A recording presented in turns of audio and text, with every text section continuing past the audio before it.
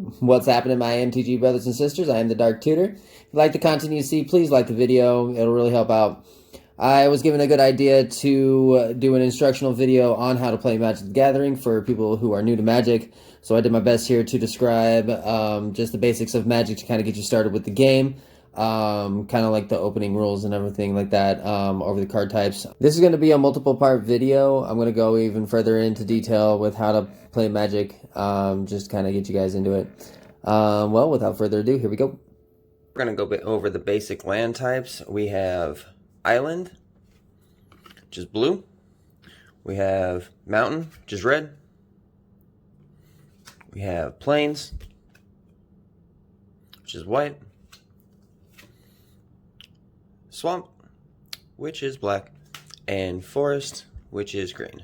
So those are the 5 colors of Magic. Now each of them do have their kind of own like color identity, basically like which each one kind of does. You know, Forest is usually about like mana, big creatures and stuff like that. There's definitely a lot more explanation involved with it. You know, swamps usually revolve around like death in the graveyard, destroying things. Plains is also known for removal. There's an argument that it is not, but if you really think about it, it actually is.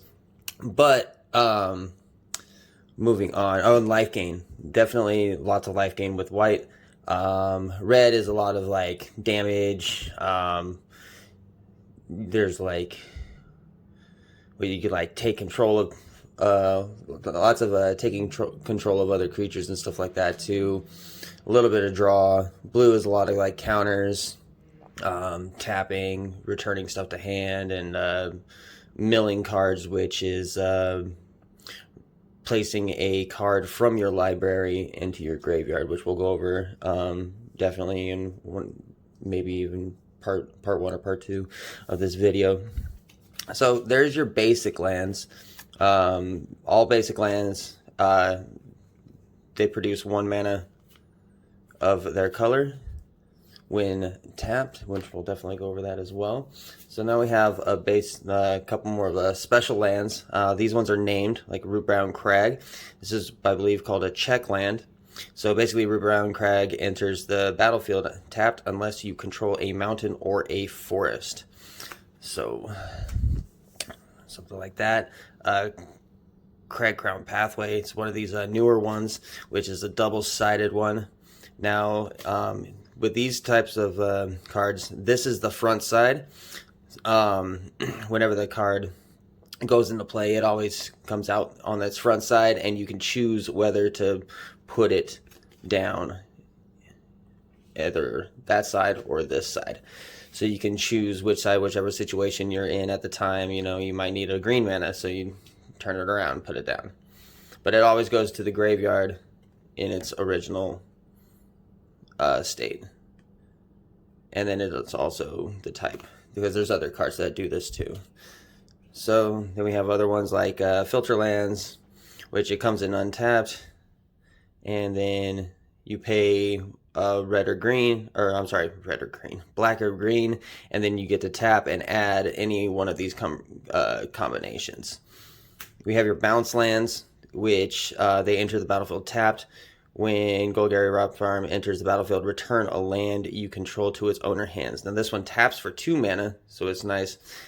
That's what I like about these special lands. They always have these nice abilities. Some of the really good ones are really, really expensive. I definitely don't have any of those. But then, yeah, you would bounce, these are called bounce lands. You would bounce a land from the battlefield to your hand. It's always best to, if you're going to play a card like this, to tap your lands for mana first, you play your spells, and then put this down so you don't waste the mana. Because if you pull the mana up, if you pull the land from your hand, from the battlefield to your hand, without tapping it, you won't get that mana. So you just kind of want to play some smart mana. There's just a couple examples. You know, Buried Ruin. You know, his ability. You know, it taps for 1 colorless mana. That's what that symbol means. It's a colorless mana. There's a lot more explaining as well. Same with this. When it just says it's colorless and it says 2, it's 2 of any mana. You pay the 2 mana, tap it, and sacrifice it. So this one doesn't count as a mana, and it goes to the graveyard, and you return target artifact card from your graveyard to your hand. So the one thing about Magic too is that everything is specific. So what the card says, that's what happens, and it's up to your opponent to try to stop it. This is another one. It's just a triple land, and you can tap it for any one of those colors. So it comes in tapped, and then the next turn you get to use it for any colors. This is a kind of a lamer version of what we call fetch lands. The really good ones come in untapped, but you place this down and then you tap it to sacrifice a mountain and search your library for a mountain or forest card and put it into the battlefield. Now it doesn't say tapped. Most of the land searching do come in the battlefield tapped, but these ones don't come in tapped, so you can use that in really, really early situations. So now we're going to go into card types. We have artifacts, creatures, sorceries, instants, enchantments, and then there's also planeswalkers. So let's go over enchantments first. So enchantments are are permanent spells. Basically, they just have abilities. They go to the battlefield, and sometimes they're really good, like this one. When Garruk's Uprising enters the battlefield, if you can control a creature with power 4 or greater, draw a card. And then creatures you control have trample. They can deal access combat damage to the player or planeswalker they are attacking.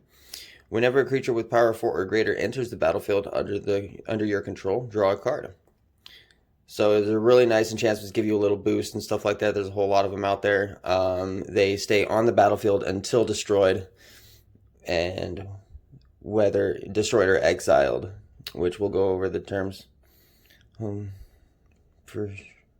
which we'll definitely go over the terms a little bit later. So here's just a couple of other examples. Whenever you cast an artifact spell, create a 1/1 colorless Thopter artifact creature token with flying. Something like that. And then there's also enchantment creatures, which they count both as enchantments and creatures. So let me see here. So it's really, everything in here, it really matters. The name, the type. This is a legendary enchantment creature, and its creature type is Harpy. So basically, legendary. There is a legendary rule. So, legendary creatures, you can only have one of them on the battlefield at a time. In standard, in the 60 card formats, where you can have multiples of one card. Let's say if you had 2 of these in your hand, you wanted to play one, you play one, and then you want to play another one. You would have to choose which one is staying. So, maybe that would be good if you had maybe enter the battlefield effects. But yeah, so one legendary name at that time. One legendary creature with the same name. All right, let's go on to instant spells. Instant spells can be done at any time that you have priority, and get a little bit more understanding when we go over the stacks. So let's say that your opponent has a creature on the battlefield that has whenever another creature enters the battlefield effect. He places the spell on the stack. He plays a creature that is about to enter the battlefield. What you're going to do is you're going to respond to him casting that creature card, and you're going to return the target land permanent to its owner's hand. When that creature hits the battlefield, the creature that had the enter the battlefield effect is no longer on the battlefield when the spell is actually resolved, so it will not take effect. So that's the cool things about instants. You can do it at any time. They're just like little traps. Like this one, regenerate target creature card, draw a card. The next time the creature would be destroyed this turn, it isn't. Instead, tap it, remove all damage from it, and remove it from combat. So,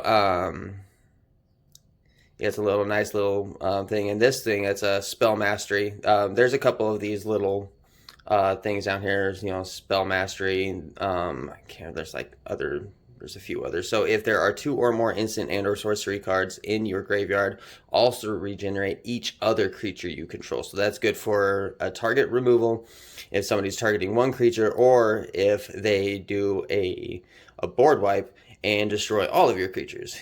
So stuff like that, just little things to kind of help you, give you a little edge. Here's another one. I mean, it's a creature, but this little thing right down here that says flash, that means you may cast this spell anytime you could cast it instant. So it's a creature instant spell. There's other spells that have some like that too, like there are some enchantments that have flash and stuff like that. So basically, flash means instant. Play it at any time that you have priority. Boom. Alright, let's go on to sorceries. Sorceries can only be done on your main phase, either your pre-combat main phase or your post-combat main phase. Sorceries have a lot of different effects, like this one, you know, draw 2 cards, then discard a card unless you attacked with a creature this turn. So this is something that you would want to use on your post-combat main phase, because you want to make sure you attack with a creature so you don't have to discard a card. It's another way to get advantage. I mean, if you really need to draw a card in your beginning one, that's fine. You know, if you just have a card in your hand that you want to, or that you wouldn't mind, you know, sending to the graveyard, or if you can return it. Here's another sorcery. You know, destroy all creatures. Then create an XX colorless horror artifact creature token, where X is the number of creatures destroyed this way. Anytime you see an X in the spell, it usually explains what the X is. You don't have to solve for X in this game. You're sitting here doing math while playing Magic the Gathering. We're like, hold on, I got to solve this equation real quick. But destroy all creatures and create an XX colorless horror artifact creature token, where X is the number of creatures destroyed this way. So 20 creatures are destroyed. You create a 20/20 colorless horror artifact creature. That is one big dude. So this is a pretty cool card. Another one like this, provoke existence, exile target artifact or enchantment. Okay, I guess I really should go over this real quick. This is the spell. This is the converted mana cost. Also CMC. It's just easy, you know, converted mana cost. So basically, the converted mana cost of this creature is 1 blue, 1 green, and then 1 of any color. And then you would be able to cast that spell. Yep.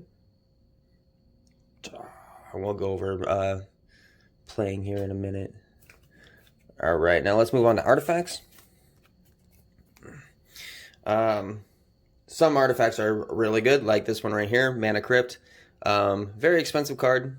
I know the price has gone down since a couple reprints, but I didn't wait. So right here, you know, this one actually, its CMC is 0. That's why it is so good. You get to cast it for free. Remember, it does cast it as a spell, so people can counter that if they had the means. At the beginning of your upkeep, flip a coin. If you lose the flip, Mana Crypt deals 3 damage to you. So it's very cheap, but it comes with a high price. But you get to tap and add 2 colorless mana to your mana pool. It's really cool. Other other artifacts have other, you know, effects. Like this one. This was an equipment. It's an artifact equipment. Equipped creature has pay 3 colorless mana to untap. This creature gets +2/+2 until the end of turn. So that is the untap symbol, and then it equips for 0. So this is a pretty cool card. In the format I play, Commander, it's definitely used in some infinite combo spells, or in some infinite combo decks for sure. I know my buddy uses it in his Momir deck, but. And then we also have artifact creatures. So just as the enchantment creatures, you have the artifact creature. It's a scarecrow type. You pay 1, sacrifice a scarecrow, draw a card. Pay 4 to tap. Return target artifact creature card from your graveyard to the battlefield. So let me see here. So basically, with what I forgot to mention with the artifact creature or the enchantment creature is artifact. Any type of spell that affects creatures or artifacts, or same with the enchantment or creature, like any destroy spells, like destroy all artifacts, destroy all creatures, destroy all enchantments. This will also be affected because it is an artifact creature, and vice versa. Because that's why I said the types are very important. Every word is pretty important in Magic, the Gathering. So yeah, just something to pay attention to when you're in game. Yeah, so there we go. We have our creatures. I don't know what that. It's fine. All right, so this is what I was talking about with enter the battlefield effects. You got Banish a Priest. It's a creature, human cleric. So it's a human and a cleric. Sometimes it's just humans. Sometimes it's just clerics. So this is the creature types and all the creature types that it is. So anything affecting those creature types is affected to this card. When it enters the battlefield, exile target creature an opponent controls until Banisher Priest leaves the battlefield. So basically, if she enters the battlefield, you exile target creature. She takes control of it, or it's off the battlefield. It's not even in play. Someone destroys her. She leaves the battlefield, goes to the graveyard. The exiled card goes back in control of your opponent. All right, creatures with an ability. Whenever Savvy Hunter attacks or blocks, create a food token. A food token is an artifact with pay 2 to tap and sacrifice this artifact. You gain 3 life. And then she has the ability to sacrifice 2 food tokens to draw a card. So basically with this one, you would attack, get food tokens, and then blah, blah. Not a very good card. I didn't really get into the food token thing with Throne of Eldraine, but yeah. So this one, there's a specific reason why I wanted to show you Audric. Well, I did pick him because he was a legendary creature, but I already explained the legendary rules. So, legendary rule applies to anything legendary enchantments, legendary artifacts, which there are a couple, legendary planeswalkers, and everything like that. Okay, so with Audric, at the beginning of each combat, creatures you control gain first strike until end of turn if a creature you control has first strike. The same is true for flying, death touch, double strike, haste, hexproof, indestructible, lifelink, menace, reach, skulk, trample, and vigilance. Okay, so basically at the beginning of combo, if any creature you have has any of these, all creatures gain those. So the reason why I wanted to do this is so I can go over the terms. Okay, so first strike. Now in combat, there's 2 different damage phases. There's first strike and then regular damage. First strike only appears if somebody does have first strike. So first strike meaning that they will attack first during combat. So they will always have the first strike. They won't take any damage until the next damage is dealt. If the creature that they are attacking dies, they will take no damage and they will live. So let's go on to the next one. Flying means that they can only be blocked by creatures with flying or reach. Yeah, so flying's kind of a pain in the ass to deal with if you don't have any creatures with reach or any other creatures that have flying or any ability to take out flying. Death touch, meaning any amount of damage is enough to kill the creature. Whether attacking or blocking. So death touch, let's say you have a 1/1 death touch. This dude has a million creature coming at you, and you block it. That thing dies, and so do you. But you don't lose the game unless it has trouble. which we'll go over in a second. Double strike, meaning it deals first strike damage and combat damage. So that's what it is. First strike damage, combat damage. So you will deal double strike if you're being blocked with double strike and the creature that is blocking you is killed with the first attack phase, you will hit again and you will hit them directly because no other creature is there to block it. If it survives, it will block again and you will not hit them. So the creature that is blocking it will die, but you won't hit the damage. So if you have a double strike and you can take care of the creature on the first attack, then yeah. I'm not sure how that would do with blocking. I never really paid attention. Hexproof means that your creature cannot be the target of any spells that your opponent controls. So it would have to be a card that removes all and not target. So if somebody has a board wipe, then the hexproof doesn't do anything. Only protection, if it has protection from a color, would it then be safe. But hexproof means that they cannot be the target of a spell that your opponent controls. There's also another one that's not on here called Shroud. Shroud also is the same as that, but it is also true to you. So it cannot be the target of any spells. So you cannot target. With Hexproof, you can target your creature. With Shroud, you cannot. It cannot be the target of any spells. But it can also be taken out by Destroy. Destroy all cards. Skulk. Wait, I'm not even there yet. Indestructible, meaning that exactly what it is. Indestructible. So indestructible cannot, any cards that say destroy, it will not be destroyed, but the way to get around indestructible is exiling. So if you can exile the creature, it moves past the indestructible and it removes it from the game, and you no longer have to worry about that that Blightsteel Colossus about to trample through with Infect. More terms. Lifelink, meaning that let's say he has 3/3 and you do damage, you do 3 damage, you gain 3 life. That's all it is. So no matter however much damage you do, regardless of how much they're blocking, you can be blocking a 1/1 could be blocking you, you'll still get 3 life. Menace, meaning that the creature with menace can only be blocked by 2 creatures. It cannot be blocked by 1 creature, it has to be blocked by 2 creatures. Reach, meaning that you can block flying. Skulk, I believe you cannot be blocked by creatures with less power?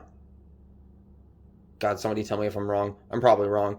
Skulk, it's either creatures with less power cannot block you, or creatures with greater power cannot block you. One of those two.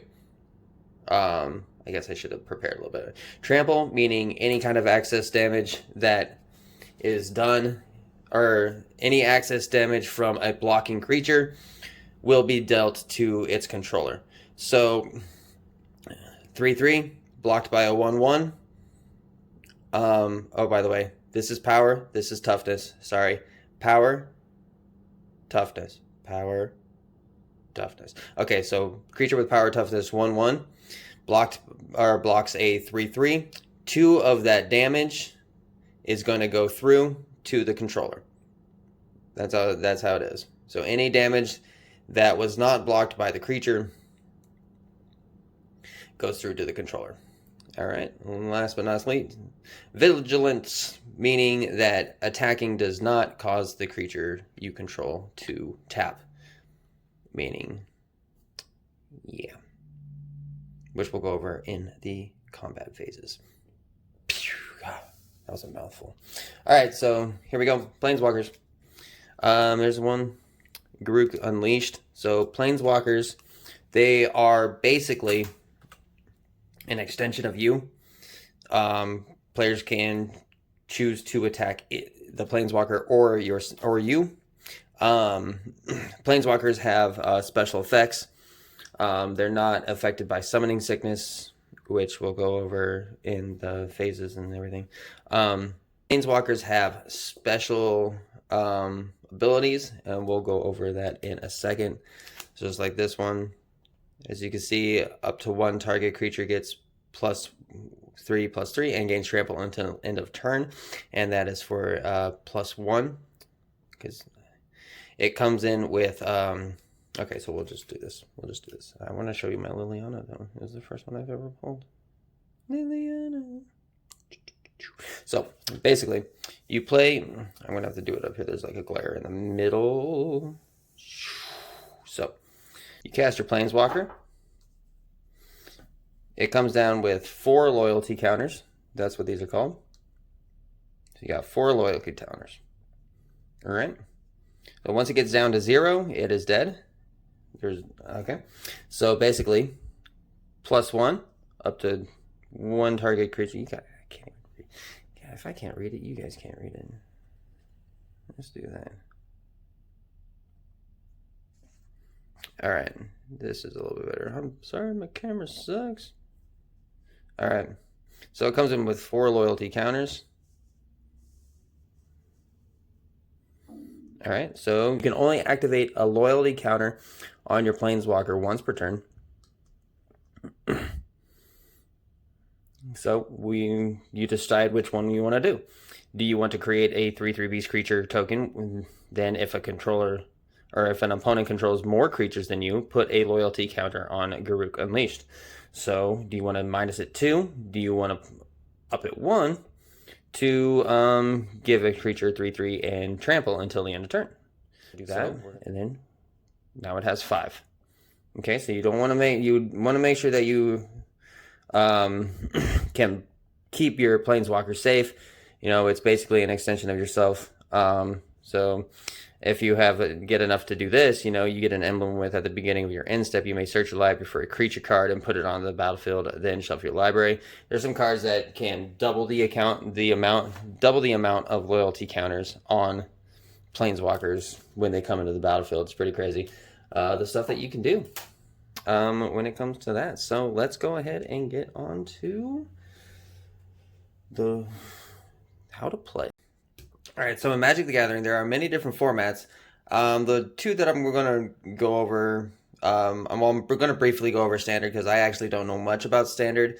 More about the deck building, but I mean, it's basically the same. But also Commander, which is the format that I play in mostly.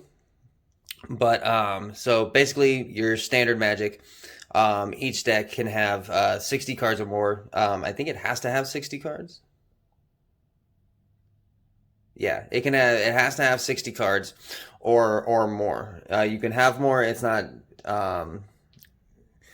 really smart to have more because it kind of breaks the ratios of your deck, because in Standard you can have up to 4 of the same card in the deck, so you kind of want to build your decks around that, you know, like which cards will basically get you the win fastest, or you know, whichever one will let you have the most fun, which is like how I like to build my decks. Commander is an eternal format, meaning that you can use any cards from any set that Magic the Gathering has ever made. There are some bans though. I'm not entirely sure on all the bans, but you know, cards like Black Lotus, which I'm pretty sure nobody even has any of those to play with, but that card is banned. But they did just come out with a Commander Black Lotus, basically the Jeweled Lotus, which is for Commander. So Commander starts with 40 life points. It is a 100-card format. 1 card being your commander. Mine is Aminatu the Fate Shifter. Well, this is one of my commanders. I like her. She's a Planeswalker. She has infinite combo abilities because she has what is called blinking. You can exile another permanent you own, then return it to the battlefield under your control. So I have a lot of enter the battlefield or ETB effects that allow me to just basically gain infinite mana. I can there's one creature in here I can get infinite damage on. pass them through with trample, only being allowed to be blocked with one creature. But yeah, so the one thing about this too is that you have 99 cards, but you cannot have 2 of the same name cards in here besides basic lands. So I can't have 2 Grand Abolishers. I can only have 1. This land right here, Hollowed Fountain, I can only have 1. I'm actually really glad I did this, because this is another special land. It's called a shock land. But the cool thing about this too is that it's a land with a plains and island. So if you have a card that searches for a plains or an island card, you can search for these cards. There are some out there, but this one is cool because you can pay 2 life to have it enter the battlefield untapped. So yeah, I can't have 2 Entreat of the Dead, Swiftfoot Boots, Dream Cache, so on and so forth. Okay, so let's see, 40 life total. All right, now let's get going with how to play. All right, so in Commander, in Commander, the commander always starts in the command zone. Standard is basically the same kind of play. It's just different formats. So the rules are the same. There are a couple different variations, such as like the life total. Now, when you begin the game, you always shuffle your deck, and then you allow your opponent to either cut, shuffle, or tap, which means they do nothing. They leave it as is. So you always want to do that. So we shuffle, right? Our opponent cuts our deck. We roll to see who goes first. Highest. All right, I got a 10. They got a 2. Obviously, we're not going to use a counting dice, but still. So we will both draw 7 cards.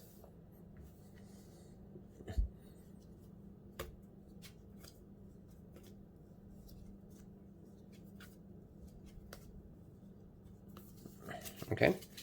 So we both draw 7 cards. I think before, like, the official rules, before we even look at our hands, since I won, I get to choose if I get a mulligan. I look at my hand to choose if I want a mulligan, which means I put my cards back into my library. So that's what this is called, your library. And then you have your library and your graveyard. You can choose where you want to put those. So basically, with these ones, you want to have, if you do decide to mulligan in standard, this is where it does vary. It does vary. In standard, when you mulligan, you will draw 7 cards, but you will put 1 card back underneath.